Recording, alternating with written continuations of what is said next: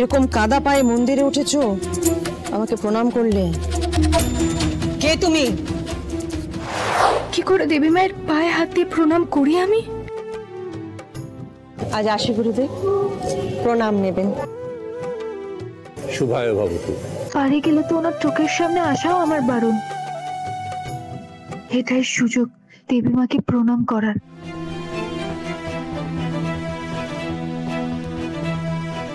আরে দাঁড়াও, কে তুমি?